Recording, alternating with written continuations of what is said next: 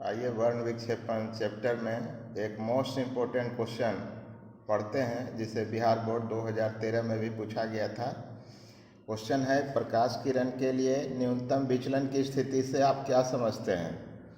पतले प्रिज्म से न्यूनतम विचलन डेल्टा के लिए सूत्र डेल्टा बराबर म्यू माइनस 1/a स्थापित करें, जहां म्यू प्रिज्म के पदार्थ का अपवर्तनांक है और ए प्रिज्म का शीर्ष कोण या अपवर्तक कोण है। इस क्वेश्चन के अंतर्गत प्रिज्म के अपवर्तनांक के लिए भी सूत्र निकालने के लिए कभी कभी आता है। तो आइए इस क्वेश्चन को देखते हैं कि कैसे हल होता है। पिछले वीडियो में हमने बताया था कि न्यूनतम विचलन की स्थिति क्या होती है। तो आइए फिर से हम लोग देखते हैं कि प्रिज्म पर आपतित होने वाली एक वर्णीय प्रकाश यहाँ पर दिखाई गई है। इस एक वर्णीय प्रकाश के लिए जब आपतन कोण का मान सर्वप्रथम धीरे धीरे बढ़ाई जाती है, इसको ग्राफ के माध्यम से भी आप समझ सकते हैं। जब आपतन कोण का मान जब बढ़ाया जाता है तो विचलन कोण का मान जो है पहले तो धीरे धीरे घटता है। अभी देखिए ये विचलन प्रकाश किरण के लिए जो है यहाँ से लेकर नीचे तक है। तो ये इसका पूर्वगामी पथ है प्रकाश किरण का और ये निर्गत किरण है। दोनों के बीच बनने वाला कोण जो है विचलन कोण है। तो आई बढ़ने पर पहले तो डेल्टा का मान पहले घटता है, लेकिन आई का एक खास मान जब आपतन कोण के लिए एक खास मान प्राप्त हो जाती है, तो उस समय के बाद जब आपतन कोण आई का मान बढ़ाया जाता है तो पुनः जो है ये विचलन कोण का मान बढ़ने लगता है। इसे ग्राफ से समझ सकते हैं। देखिए एक अक्ष पर यहाँ प्रकाश किरण के लिए आपतन कोण को प्लॉट किया गया है और वाई एक्सिस पर विचलन कोण डेल्टा को प्लॉट किया गया है। जैसे ही यहाँ आपतन कोण का मान धीरे धीरे बढ़ता है, आप देख रहे हैं ग्राफ में कि प्रकाश किरण के लिए विचलन कोण का मान धीरे धीरे घट रहा है और आपतन कोण के एक खास मान के बाद जब आई का मान हम बढ़ाते हैं तो फिर से विचलन कोण का मान बढ़ने लगता है। तो आपतन कोण का वही खास मान जहाँ से पुनः विचलन कोण का मान बढ़ने लगता है, वहाँ पर के विचलन को ही न्यूनतम विचलन की स्थिति कहा जाता है। तो नीचे के डिस्क्रिप्शन में ये लिखा गया है पूरे डिटेल में इस बात को, और देखिए इसके लिए क्या आवश्यक शर्तें हैं। तो ऐसा देखा गया है कि प्रिज्म के साथ न्यूनतम विचलन की स्थिति में जब प्रिज्म स्थित होता है उस समय प्रकाश की किरण प्रथम अपवर्तक सतह पर जो आपतन कोण बनाती है और उसी मूल पथ पर जिससे वो निर्गत होती है, उसी पथ पर यदि दूसरे सतह से प्रकाश किरण को आपतित कराया जाए तो दूसरी ओर जो आपतन कोण बनता है I2, ये दोनों आपस में यदि बराबर हो जाएं, अर्थात प्रिज्म पर आपतन कोण दोनों सतहों के लिए बराबर हो जाए, तो ये देखा गया है कि प्रिज्म के अंदर अपवर्तन कोण दोनों सतहों के लिए भी आपस में बराबर होती है। अर्थात न्यूनतम विचलन के लिए आवश्यक शर्त है कि प्रिज्म के दोनों सतहों पर आपतन कोण I1 और I2 का मान जब आपस में बराबर हो जाता है तो अपवर्तन कोण R1 और R2 का मान भी आपस में बराबर होता है। तो इस चीज़ को याद रखिएगा। इसको आगे जो क्वेश्चन है कि डेल्टा बराबर म्यू माइनस 1/a, अर्थात जो पतले प्रिज्म के लिए जो सूत्र स्थापित करने जा रहे हैं उसमें इसका इस्तेमाल आगे होगा। तो आइए देखते हैं आगे इसको कैसे हल करते हैं।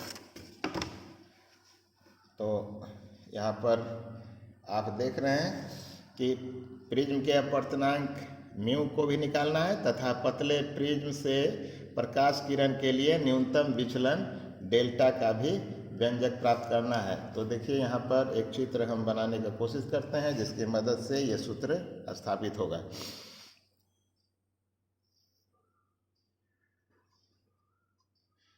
तो यहाँ पर हम लोग एक वर्णीय प्रकाश ले लेते हैं, मतलब एक रंग वाला कोई प्रकाश, श्वेत प्रकाश नहीं, एक वर्णीय प्रकाश। तो एक वर्णीय प्रकाश का ये मूल पथ है। ये देखिए एक वर्णीय प्रकाश का ये मूल पथ है। जैसे ये प्रिज्म का अपवर्तक कोण है ऊपर में देखिए ये, और प्रिज्म का ये प्रथम अपवर्तक सतह हो गया, ये दूसरा अपवर्तक सतह हो गया। अब देखिए ये प्रिज्म के पहले सतह पर ये अभिलंब डाला जा रहा है। तो प्रथम सतह के लिए आपतन कोण का मान यहाँ पर I1 हो जाएगा, ये I1 हो गया। और अब जो है विरल से सघन में जा रही है प्रकाश की किरण, तो यहाँ से ये अभिलंब की ओर मुड़ जाती है और मुड़ने के बाद जो है दूसरे सतह पर डाले गए अभिलंब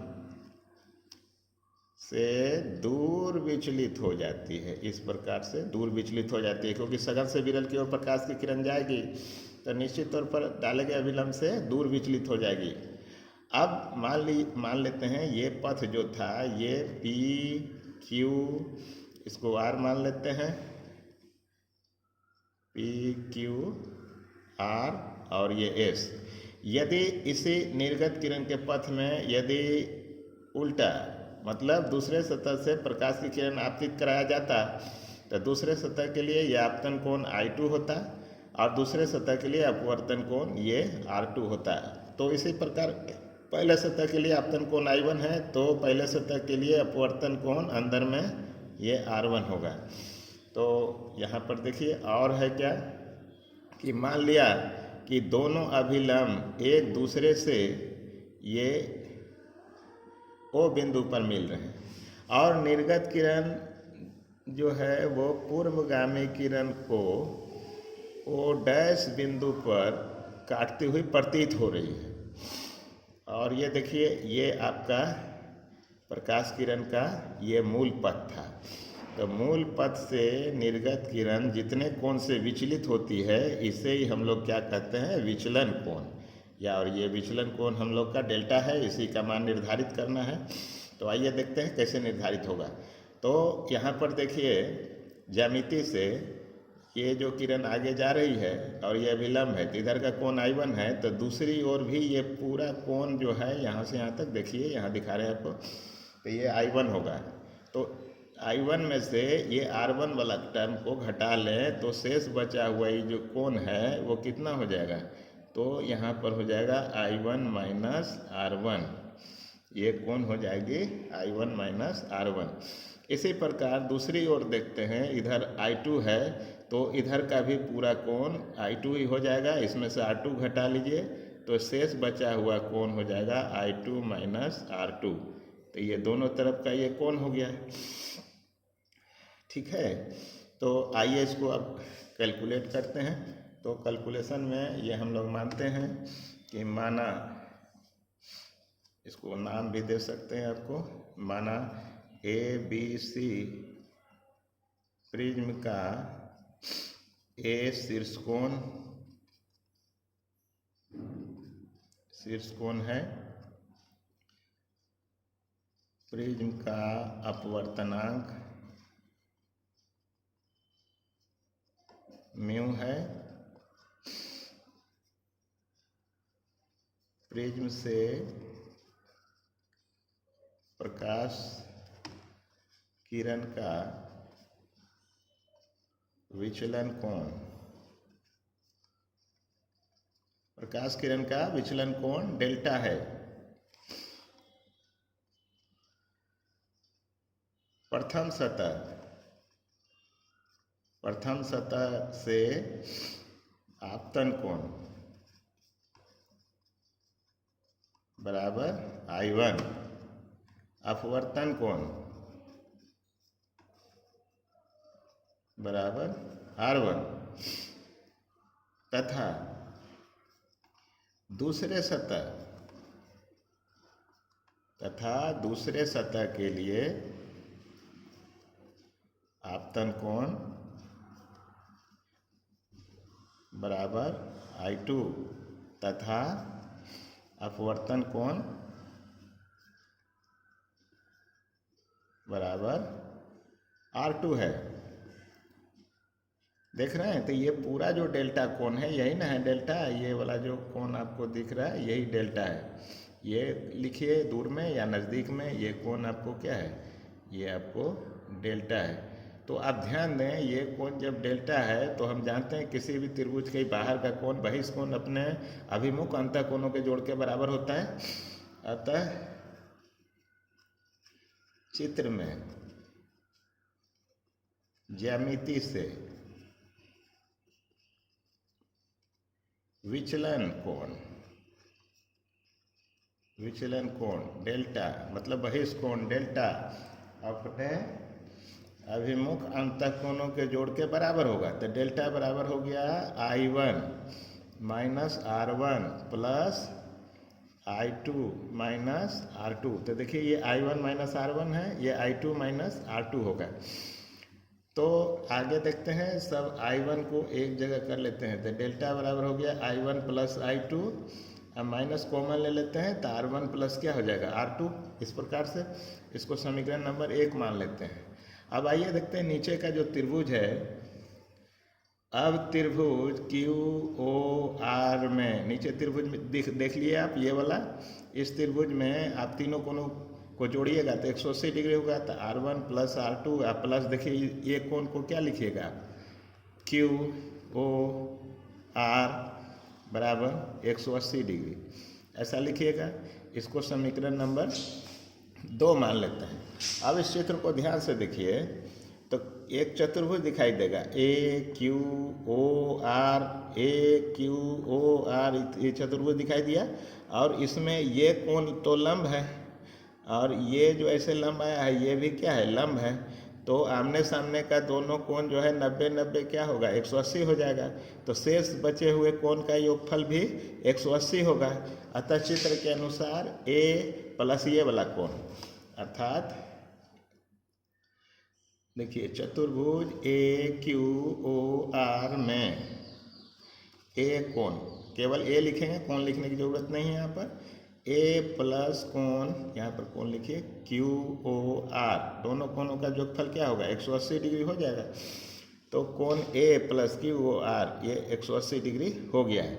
तो यहाँ से इसलिए हम निकालना चाहें तो कोण QOR बराबर हो जाएगा 180 माइनस A, ये समीकरण नंबर हो गया 3। अब कोण QOR का मान यहाँ रखेंगे ये वाले टर्म में। तो समीकरण नंबर 2 से, समीकरण नंबर 2 से R1 प्लस R2 प्लस ये वाला कोण के बदले ही पूरा मान लिखिए 180 माइनस A, और राइट साइड में फिर 180 है, ये दोनों 180 कैंसिल हो जाएगा। इसलिए R1 प्लस R2 का मान क्या हो गया है, A हो गया है। इसको समीकरण नंबर 4 मान लीजिए। अब आप ध्यान से देखिए, समीकरण 1 में R1 प्लस R2 टर्म है, तो यहाँ पर हम लोगों ने R1 प्लस R2 टर्म का मान ये निकाला है। इस मान को यहाँ पर समीकरण 1 में रख देंगे। तो यहाँ पर समीकरण नंबर 1 से, समीकरण नंबर 1 से डेल्टा बराबर हो गया I1 plus I2 minus A के बदले यहाँ पर R1 प्लस R2 के बदले क्या लिखेंगे, A लिखेंगे। तो ये एक व्यंजक प्राप्त हो गया है डेल्टा। अब यहाँ से आप निकालिए तो I1 प्लस I2, इसका मान निकले I1 प्लस I2 बराबर हो जाएगा डेल्टा प्लस A। तो इस समीकरण नंबर ये 6 हो गया है। तो इस प्रकार से I1 प्लस I2 का मान निकाला हम लोगों ने, और यहाँ पर R1 प्लस R2 का मान निकाला है हम लोगों ने।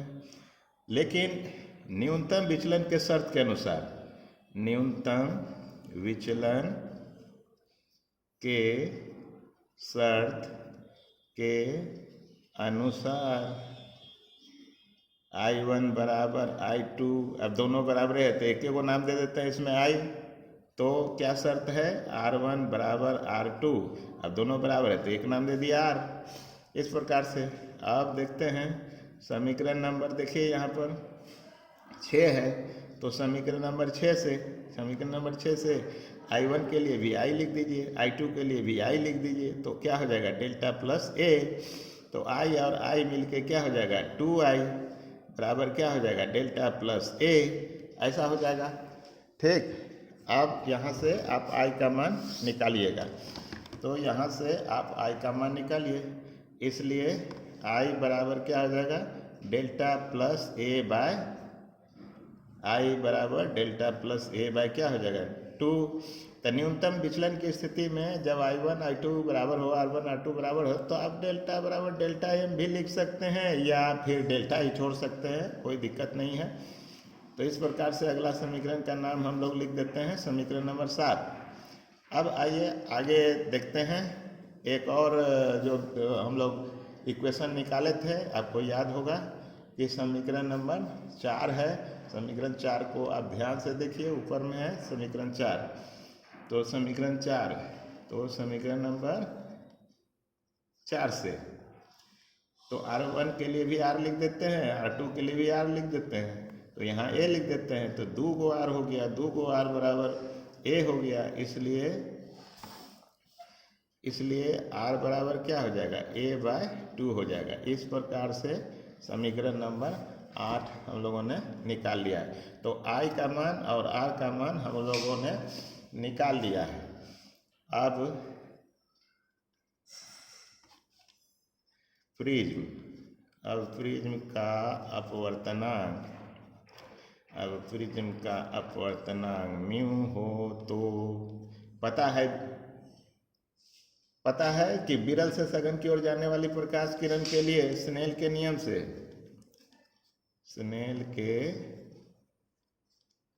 से म्यू बराबर होता है sin I by sin R। इसलिए प्रिज्म का